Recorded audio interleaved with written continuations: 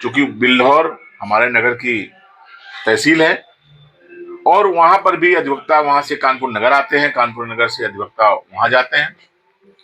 मैं जिलाधिकारी कानपुर नगर से ये मांग करता हूं आपके माध्यम से कि इन दोनों टोल प्लाजा में अधिवक्ताओं को टोल फ्री किया जाए। आज विडंबना इस बात की है कि चाहे प्रधानमंत्री हो, चाहे मुख्यमंत्री हो, चाहे देश का उद्योगपति हो, चाहे कोई भी हो, हर व्यक्ति को अधिवक्ता की जरूरत है। अधिवक्ता एक स्वयं में जाति है, काला कोट सफेद बैंड। हमारे लोग आगे आ रहे हैं, लड़ने का प्रयास कर रहे हैं।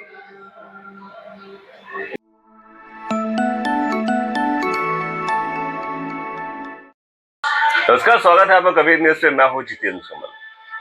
कानपुर की स्थिति तो मैं आपको दिखाई रहा हूं, लेकिन कानपुर में मैं अधिवक्ता साथियों से भी आपको मिला रहा हूं, क्योंकि यहाँ पर कानपुर बार एसोसिएशन के वार्षिक चुनाव संपन्न हो रहे हैं। क्या कुछ समस्याएं हैं अधिवक्ताओं की, क्या कुछ जो चीजें चल रही हैं प्रशासन को लेके या टोल को लेके या इनके स्टाइपेंड को लेके, और इन सब चीजों पे बात करने के लिए हम अधिवक्ताओं के पास जा रहे हैं, खासकर उनके पास जिसमें प्रत्याशी हो अपनी दावेदारी उपस्थित कर रहे हैं।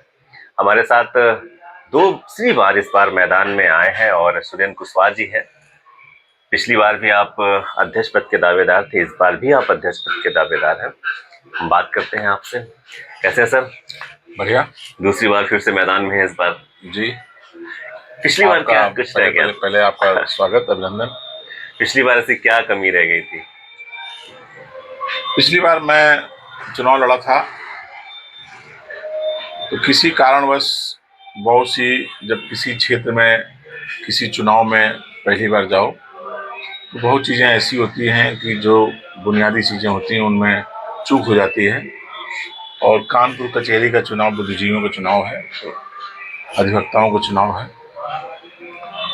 तो कुछ न कुछ हमारी कमियां रही होंगी जिस कारण ऐसी स्थिति हुई थी। क्या कुछ मुद्दे लेके आप उतर रहे हैं कि हमारा प्राथमिक मुद्दा क्या होगा? क्योंकि बहुत से मुद्दे हैं, चैम्बर्स को लेके मुद्दे हैं, अधिवक्ता प्रोटेक्शन बिल है, इंश्योरेंस को लेके हैं, टोल्स को लेके हैं। इवन आपके यहाँ जो सबसे बड़ी समस्या ये है कि घाटमपुर और बिल्हौर की जो तहसील है उसका प्रशासनिक क्षेत्र तो ये है, लेकिन न्यायिक क्षेत्र माती पहुंच जाता है जाके। तो इन सब के बारे में भी कुछ आप सोच रहे हैं क्या? देखिए, मैं सबसे पहला मुद्दा जो मैं अधिवक्ताओं की सबसे मूलभूत आवश्यकता है, स्वास्थ्य बीमा योजना। क्योंकि अधिवक्ता एक सेवा कार्य है। हमारे पास पीड़ित व्यक्ति आता है, हम उसकी सेवा करते हैं और उसके बदले में वो हमें फीस के रूप में जो भी देता है उसको हम लेते हैं। लेकिन अधिवक्ता जब या उसका परिवार जब अस्वस्थ होता है तो बड़ी स्थिति गड़बड़ होती है, उनकी कोई स्वास्थ्य कवरेज नहीं होती है। तो मेरा सबसे पहला बिंदु है कि यदि मैं बार का अध्यक्ष बना तो किसी भी स्वास्थ्य बीमा कंपनी से वार्ता करने के बाद सबसे पहला स्वास्थ्य बीमा योजना लागू कराना मेरी पहली प्राथमिकता होगी। और जैसे भी आपने कहा न्यायिक क्षेत्राधिकार के बारे में, निश्चित तौर पर ये विडंबना है कि कानपुर जनपद का प्रशासनिक क्षेत्राधिकार कानपुर नगर है। हमारे जनपद मुख्यालय से ककवन ब्लॉक की दूरी लगभग 100 किलोमीटर पड़ती है और वहां से वादकारी कानपुर नगर आता है एक प्रार्थना पत्र देने के लिए कमिश्नर को, और जब उसको न्यायिक प्रक्रिया में जाना पड़ता है तो उसको माती जाना पड़ता है। आप इसमें 90 किलोमीटर कानपुर जनपद आना, फिर वहां से माती जाना, ये गरीब व्यक्तियों को न्याय मिलने में बाधा है। बहुत दिनों से मांग चल रही थी, लेकिन सबसे बड़ी बात यह है कि न्यायिक क्षेत्राधिकार जब कानपुर नगर से माती गया, उस समय जिनको अधिवक्ताओं ने अपना नुमाइंदा चुना था हमारे यहाँ बार हो या लायर्स हो, जिनको नुमाइंदा चुना था, मेरी जानकारी में न्यायिक भवन जो माती में है, वो अधिवक्ता वो उस समय हैंडओवर भी नहीं हुआ था, उसमें काम चल रहा था।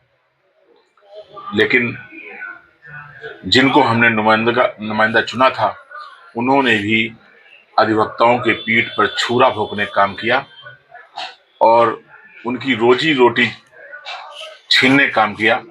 और इस न्यायिक क्षेत्राधिकार को, जिसके लिए जब पत्रावलियां यहां से जा रही थी, आंदोलन करना था, यहां से नहीं जाने देना था, लेकिन उन्होंने चंद लालच में क्षेत्राधिकार को यहां से जाने दिया, जो आज तक कानपुर का अधिवक्ता और बिल्लौर घाटमपुर की गरीब जनता उसका शिकार है।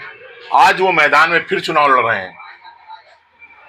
अब ऐसे लोगों को अगर कानपुर का अधिवक्ता मौका देता है, तो मुझे जो एक नया मामला चल रहा है कि जुडिशियल भवन सरसों में बनेगा, तो कहीं अधिवक्ताओं के साथ बड़ा धोखा ना हो जाए।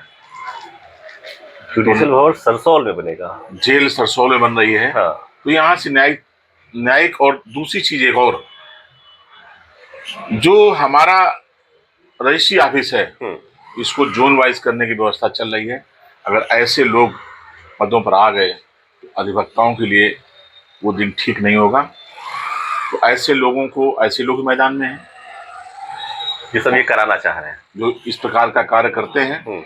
उनको सिर्फ अपने से लेना देना है, उनको अधिवक्ता हिस्से कोई लेना देना नहीं। यही स्थिति घाटमपुर की भी है आपके?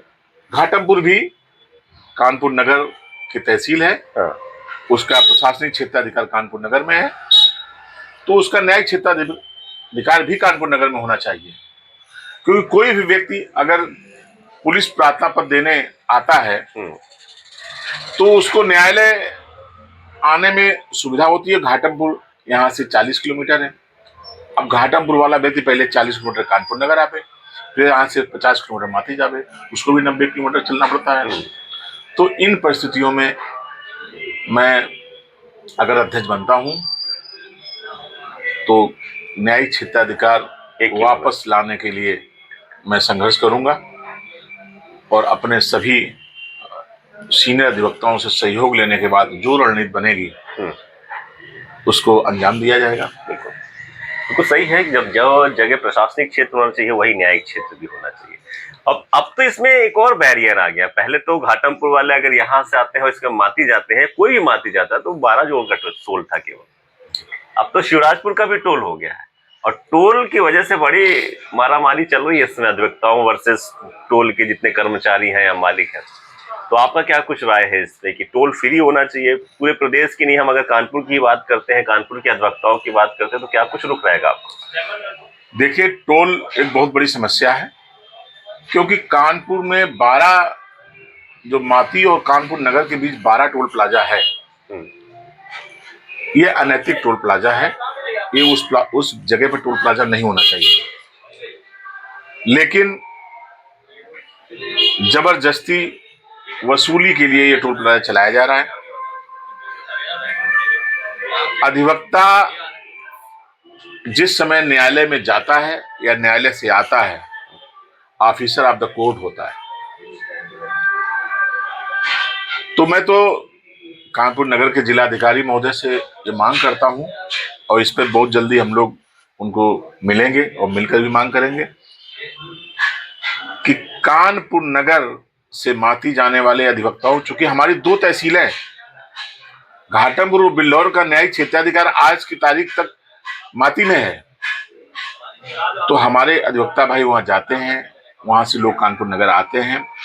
तो 12 टोल प्लाजा, और हमने इधर शिवराजपुर और पूरा के बीच में जो टोल प्लाजा नया खोला गया है, चूंकि बिल्लौर हमारे नगर की तहसील है, और वहां पर भी अधिवक्ता वहां से कानपुर नगर आते हैं, कानपुर नगर से अधिवक्ता वहां जाते हैं।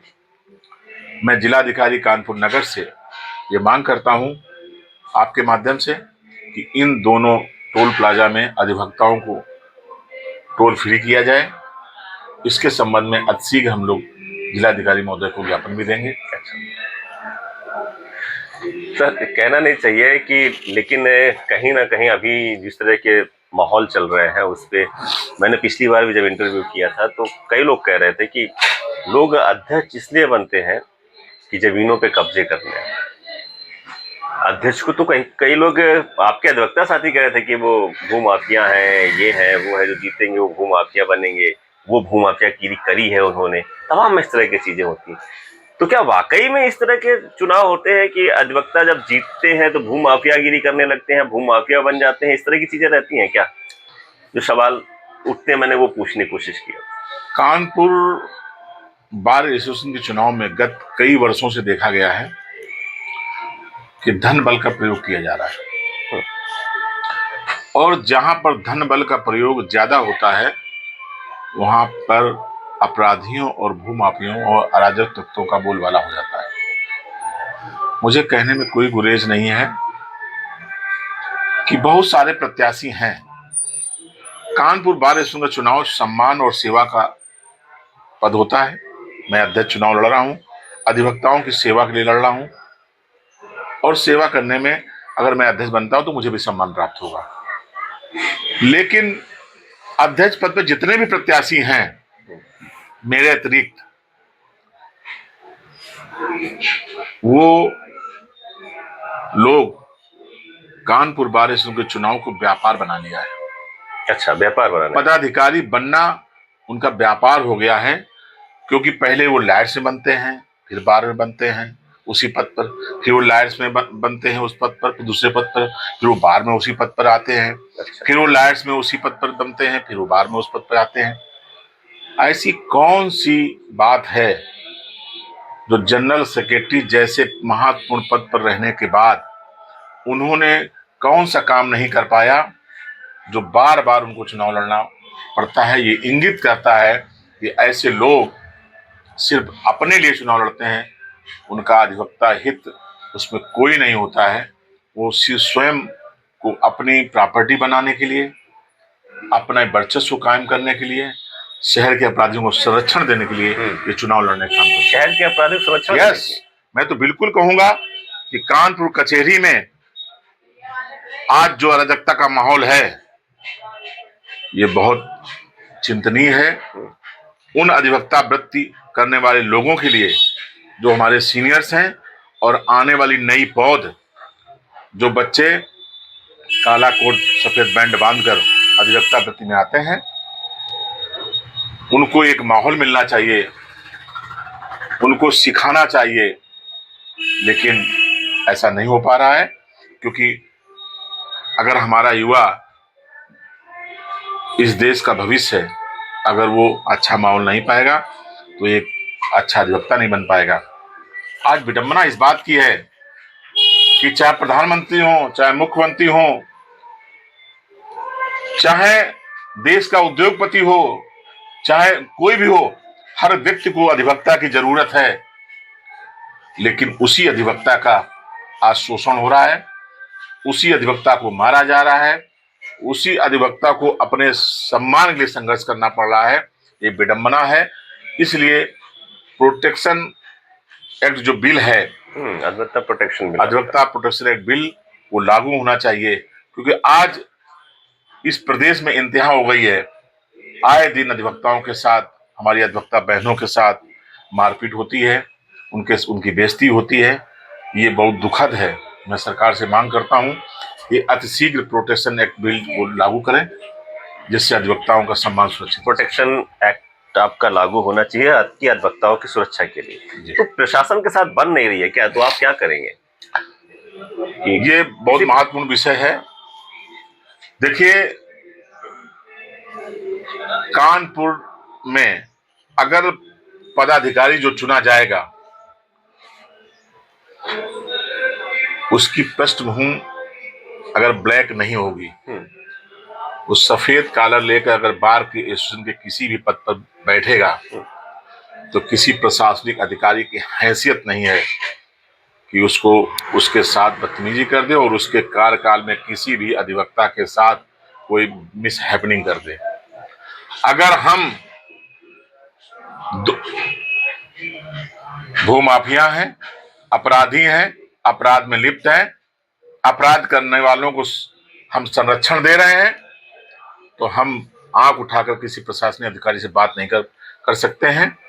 और आज अधिवक्ताओं के साथ अगर अन्याय होता है तो हमारे पदाधिकारियों की हैसियत नहीं है हड़ताल करने की, लेकिन मैं अपने अधिवक्ताओं को विश्वास दिलाता हूं कि यदि मैं अध्यक्ष बना तो मेरी लड़ाई पहली बात तो ये होगी कि प्रशासनिक अधिकारियों के साथ बैठकर बार बेंच के बीच सहमति बनाकर हम अधिवक्ताओं के सम्मान के लिए लड़ाई लड़ेंगे, बात करेंगे।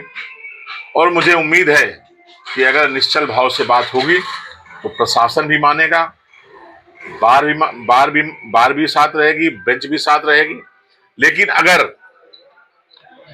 प्रशासनिक अधिकारियों ने ज्यादती करना बंद नहीं किया तो मैं अध्यक्ष रहते हुए चाहे मुझे हड़ताल करना पड़े, चाहे मुझे आंदोलन करना पड़े, चाहे उस आंदोलन में जनता को शामिल करना पड़े, मैं उससे पीछे नहीं हटूंगा। जूनियर आपके आते हैं, सीखने के लिए आते हैं, आप लोगों के चैम्बर में आते हैं, केस मिलते हैं, कभी नहीं मिलते हैं, बहुत से लोग होते हैं उनको जेब खर्च भी नहीं दे पाते हैं।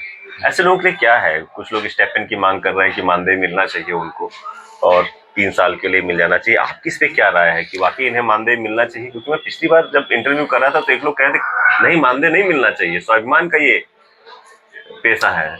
देखिए, स्वाभिमान का पेशा है, लेकिन ऐसी कौन सी एजेंसी या ऐसा कौन सा विभाग है जहाँ ट्रेनिंग के समय पैसा नहीं मिलता है? आज हमारा अधिवक्ता अगर यहाँ आता है, bar council of Uttar Pradesh के पास के नुमाइंदगी हम लोग चुन के भेजते हैं, जो अभी चुनाव हो गया, ये उनकी नैतिक जिम्मेदारी है कि हमारे अधिवक्ताओं को कम से कम 3 साल तक वो स्टाइपेंड दें। अन्य प्रदेशों में उनको स्टाइपेंड मिल रहा है।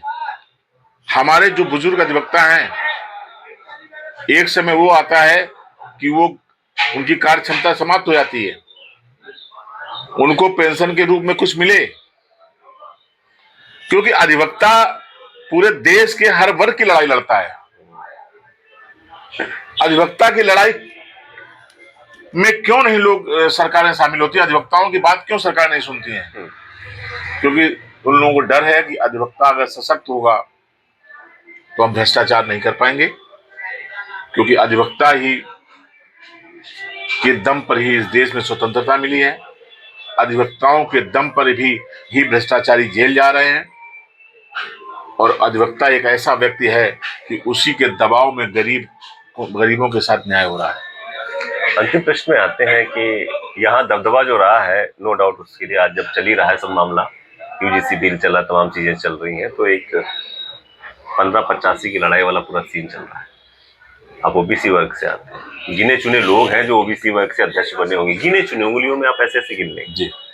लड़ाई कठिन है, लेकिन आप उस मैदान में उतरे हैं, दोबारा उतरे हैं, तो लगता है कि आपको कि ये वर्ग क्यों नहीं आगे आ पाता है? क्यों उन्हीं के हाथों में ये जो जितने लोग हैं उन्हीं के हाथों में अध्यक्ष पद, महामंत्री पद चले जाते हैं? क्या वजह क्या रहती है और आप कितना जीत पाएंगे इस लड़ाई में? देखिए, ये देश बाबा साहब डॉक्टर भीमराव अम्बेडकर के संविधान से चल रहा है। बाबा साहब डॉक्टर अम्बेडकर का सपना था कि समाज के अंतिम पायदान पर बैठे व्यक्ति को समानता का अधिकार मिले और वो व्यक्ति सम्मान, स्वाभिमान के साथ इस समाज में आगे बढ़े, शिक्षित हो और नौकरियों में भागीदारी मिले और राजनीतिक भागीदारी मिले। लेकिन राजनीतिक भागीदारी से बातें शुरू हुई। आज अगर हम 15-20 साल पहले जाते हैं तो हमारे लोग इस पेशे की ओर कभी देखा नहीं करते थे, इस पेशे के बारे में सोचते नहीं थे। लेकिन मुझे बड़ी खुशी है कि आज हमारे बच्चे, हमारी नई पीढ़ी अधिवक्ता वृत्ति की ओर अग्रसर हो रही है, आ रही है और काबिल वकील बन रहे हैं। अब रही चुनाव में बनने न बनने की, अधिवक्ता एक स्वयं में जाति है, काला कोट सफेद बैंड। हमारे लोग आगे आ रहे हैं, लड़ने का प्रयास कर रहे हैं, बनी बनी धारणाओं को तोड़ रहे हैं। और जो एक धारणाएं थी कि ये लड़ नहीं सकते, वो लड़ने का काम कर रहे हैं। जब लड़ेंगे तो जीतेंगे। लड़ेंगे तो जीतेंगे।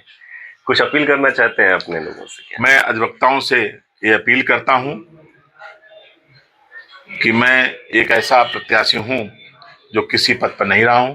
मेरे खिलाफ जितने भी प्रत्याशी चुनाव मैदान में हैं, उनका चाल, चरित्र और चेहरा देखने के साथ साथ उनकी बैकग्राउंड भी देखिए, वो बार बार चुनावी मैदान में क्यों आ रहे हैं। मैं आपसे वादा करता हूं कि अगर आपने मुझ पर विश्वास किया तो मैं आपके सम्मान और स्वाभिमान की रक्षा के लिए मुझे चाहे जिस हद तक जाना पड़े, मैं आपके साथ आपकी लड़ाई को कंधे से कंधा मिलाकर लड़ने का काम करूंगा। जय अधिवक्ता समाज। ये हमारे साथ सुरेंद्र कुशवाहा जी थे, जिन्होंने अधिवक्ता हितों में जो जो काम इन्हें करने हैं उस पर हमारी चर्चा की। टोल टैक्स पे चर्चा हुई, इंश्योरेंस आप लाना चाहते हैं, घाटमपुर बिल्हौर जो तहसील है उसका न्यायिक क्षेत्र भी आप कानपुर लाना चाहते हैं, जो वर्तमान में माती में है।